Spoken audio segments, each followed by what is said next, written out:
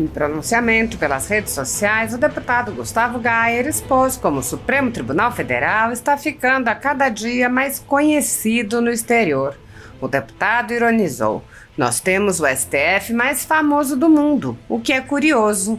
Gayer lembrou que cortes constitucionais só se tornam famosas quando participam de ditaduras. Ele disse: "É do senso comum internacional que ministros de Supremas Cortes devem ser pessoas reservadas, não devem dar entrevistas, não devem ficar falando publicamente, dando palestras, senão eles perdem a sua credibilidade." O deputado apontou: "No Brasil é o oposto. No Brasil, os ministros falam mais fora dos autos do que dentro, dão mais entrevistas que políticos e viajam mais para dar palestras do que coaches. Esses são os ministros que tornaram o Brasil famoso." Gustavo Gayer acrescentou: "Tem outro fator que tornou a Corte Brasileira a mais famosa do mundo." Ele explicou que o Brasil caiu 6 posições em um ranking de democracia, o que foi atribuído a decisões do STF. Foram essas decisões do Alexandre de Moraes que fizeram com que o Brasil caísse 6 posições no ranking de democracia. O deputado prosseguiu relatando que a Transparência Internacional denunciou à Organização dos Estados Americanos o desmonte do combate à corrupção no Brasil. Gayer enfatizou: "A mesma instituição que estava no Brasil recentemente para analisar o sistema da liberdade de expressão, a opressão, a repressão, a censura aqui." Gustavo Gayer disse: "O vento está virando. Eles podem continuar fazendo seus atos ilegais, persecutórios, inconstitucionais? Podem, mas eles não vão mais ser vistos pelo mundo como um grupo que defende a democracia. Isso já é dado como certo agora. Ou eles recuam e tentam resgatar a credibilidade da nossa Suprema Corte, tão importante para a democracia, ou então eles vão ser taxados do mesmo nível, vão ser colocados no mesmo nível que a Suprema Corte da Venezuela." Na conjuntura jurídica atual do Brasil, muitas pessoas estão sendo tratadas como subcidadãos e subhumanos, sendo perseguidas implacavelmente por medidas judiciais invasivas e arbitrárias, sem direito razoável ao contraditório e à ampla defesa, pelo simples motivo de terem manifestado apoio ao ex-presidente Jair Bolsonaro, por expressarem suas opiniões, são alvo de CPIs, de inquéritos secretos conduzidos pelo ministro Alexandre de Moraes no Supremo Tribunal Federal, ou são vítimas de medidas arbitrárias, como prisões políticas, apreensão de bens, exposição indevida de dados, entre outras. O ex-presidente Jair Bolsonaro chegou a advertir em um pronunciamento para uma manifestação da subprocuradora Lindora Araújo, da Procuradoria-Geral da República, que denunciou o uso da técnica da Fishing Expedition por parte do ministro Alexandre de Moraes. A técnica é comum nos inquéritos conduzidos por Moraes contra adversários políticos, jornais independentes e cidadãos que se expressam de maneira crítica contra a conduta de ministros da Suprema Corte. Neste modus operandi, o investigador promove uma devassa em pessoas escolhidas por ele para procurar algum indício, algum motivo para a acusação, em contrariedade ao preconizado pelo direito que deveria investigar fatos.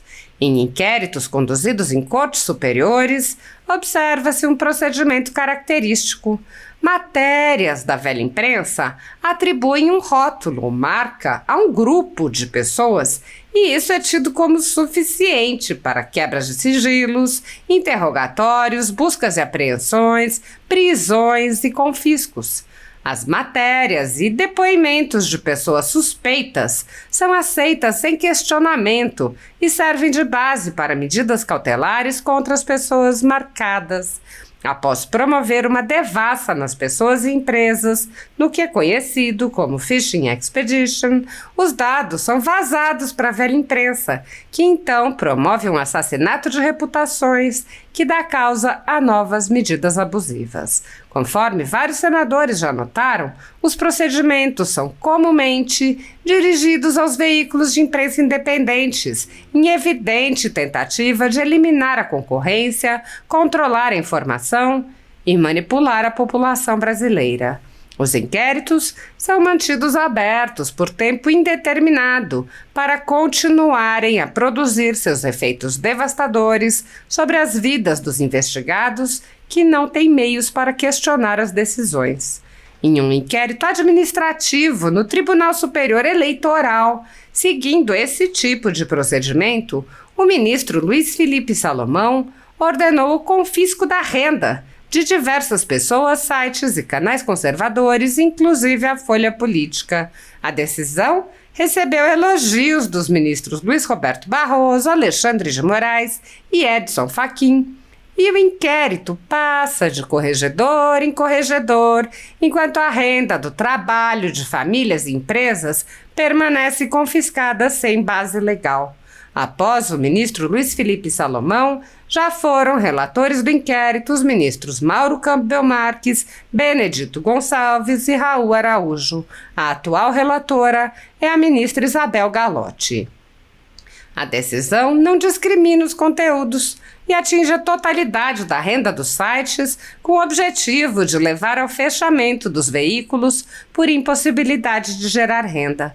Todos os nossos rendimentos de mais de 20 meses de trabalho são retidos sem qualquer base legal. Se você apoia o trabalho da Folha Política e pode ajudar, doe qualquer valor através do Pix, utilizando o QR Code que está visível na tela ou o código ajude@folhapolitica.org. Caso não utilize Pix, há a opção de transferência bancária para a conta da empresa Raposo Fernandes, disponível na descrição deste vídeo e no comentário fixado no topo. Há mais de 10 anos, a Folha Política vem mostrando os fatos da política brasileira e dando voz a pessoas que o cartel midiático do país quer calar. Pix ajude@folhapolitica.org. Qualquer lugar que você vai no mundo e fala Brasil, as pessoas normalmente lembram de duas coisas. Ou elas lembram de carnaval ou de futebol. São as duas coisas muito associadas ao nome Brasil em qualquer lugar do mundo. Bom, era, porque agora tem uma terceira coisa. Em qualquer lugar do mundo que você vai e você fala Brasil, são três coisas que as pessoas vão lembrar imediatamente que está muito associado ao Brasil: futebol, carnaval e o STF brasileiro. É isso mesmo. Nós temos o STF mais famoso do mundo. O que é curioso, você alguma vez viu alguma reportagem, artigo ou notícia sobre algum ministro da Suprema Corte de algum país do mundo? Muito difícil, a não ser quando é uma decisão muito absurda, como na Venezuela, quando os ministros da Suprema Corte da Venezuela autorizaram Maduro a permanecer na presidência mesmo depois do golpe. Mas porque os ministros do STF lá ajudaram o golpe.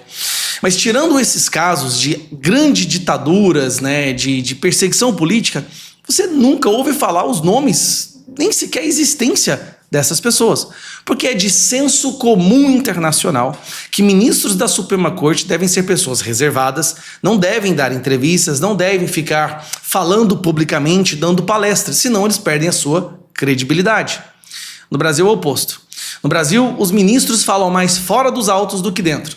Dão mais entrevistas do que políticos e viajam mais para dar palestras do que coaches. Esses são os ministros que tornaram o Brasil famoso. Aí, tem outro fator que tornou a Suprema Corte Brasileira a mais famosa do mundo. Bom, todo mundo acompanha as decisões absurdas do Alexandre de Moraes, do Dias Toffoli e desse pessoal. Mas aí saiu essa matéria recentemente, ó. Brasil recua 6 posições em ranking de democracia, aponta The Economist. O The Economist faz um estudo para ranquear os países de acordo com o seu nível de democracia. O Brasil perdeu 6 posições. Ele saiu de 51 para 57, tá? É considerado agora uma democracia falha. Tá bom, Gustavo, por que isso está acontecendo? E o que isso tem a ver com o nosso STF? Foram as decisões do STF, principalmente do Alexandre de Moraes, tá? Como censurar o X, usar a máquina pública para perseguir pessoas, interferir nas eleições através da censura. Foram essas decisões do Alexandre de Moraes que fizeram com que o Brasil caísse 6 posições no ranking de democracia. Pô, já era o bastante para desmoralizar completamente. Será que agora eles vão perceber o que eles estão causando com o nosso país? Não. Não só não vão perceber, como cai outra bomba. E agora, meu amigo, não tem como. A Suprema Corte Brasileira é a Suprema Corte dos popstars mesmo. Tudo isso que nós falamos Começou com a censura de uma revista chamada Revista Cruzoé, em 2019, pelo então presidente do STF, Dias Toffoli, quando o nome dele apareceu nas delações da Lava Jato. Foi só o nome dele aparecer, né, uma menção a ele, que é o amigo do meu pai, que de forma impressionante foi censurado, não podia se falar mais disso, foi aberto o inquérito de forma ilegal, esse que já tem quase 6 anos de duração, vai fazer 6 anos agora, em março, né? E começou a censura no Brasil. Pois bem, olha que curioso, Dias Toffoli ajudando a tornar o Brasil famoso novamente. A OEA, ONG cita Toffoli ao relatar desmonte do combate à corrupção no país. Transparência Internacional, e ela é de uma instituição de credibilidade, destacou decisão do ministro que anulou provas do acordo de leniência da Odebrecht, hoje Novo Honor. Presta atenção. Nós ficamos famosos porque o Dias Toffoli está anulando as decisões, as multas dessas empresas, devolvendo dinheiro para esse pessoal, e não só isso, se recusando, porque em outros países, a Lava Jato foi uma coisa tão grande, foi um esquema de corrupção tão gigante, que afetou outros países também. Essas empresas foram para outros países roubar. E há investigações nesses outros países. O Dias Toffoli decidiu que agora, anulando, não vai mais cooperar com essas investigações em outros países, ou seja, ele está protegendo a corrupção não só no Brasil, mas no mundo inteiro. Vários países que sofreram, né, corrupção da Odebrecht. Transparência Internacional denunciou na segunda-feira o desmonte do combate à corrupção no Brasil e na América Latina para a Comissão Interamericana de Direitos Humanos da Organização do Estado Americano, OEA. A denúncia ocorreu na audiência temática das comissões sobre o impacto da corrupção e da impunidade sobre os direitos humanos nas Américas. O gerente de pesquisa e advocacy da Transparência Internacional Brasil, Guilherme França, representou a organização na audiência. Então ele fez uma audiência. E olha como é que é curioso. Com a mesma instituição que estava no Brasil recentemente para analisar o sistema da liberdade de expressão, a opressão, a repressão, a censura aqui, essa instituição internacional foi conversar com essas mesmas pessoas para falar sobre o STF. Então, olha que curioso, eles vieram aqui, todo mundo revoltado com o que o STF tem feito, com alguns ministros do STF, e depois, lá fora, recebem o advogado do Daniel Silveira, recebem mais advogados dos prisioneiros do 8 de janeiro e recebe o Transparência Internacional falando também do Dias Toffoli. E o que é curioso, quando o Pedro Vaca estava aqui, nós mencionamos, olha, tudo começou com essa pessoa. E aí vai o Transparência Internacional e fala exatamente da mesma pessoa.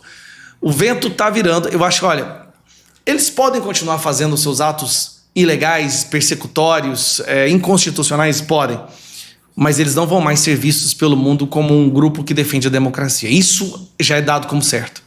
Agora, ou eles recuam e tentam resgatar a credibilidade da nossa Suprema Corte, tão importante para a democracia, ou então eles vão ser taxados do mesmo nível, vão ser colocados no mesmo nível que a Suprema Corte da Venezuela. Abraço.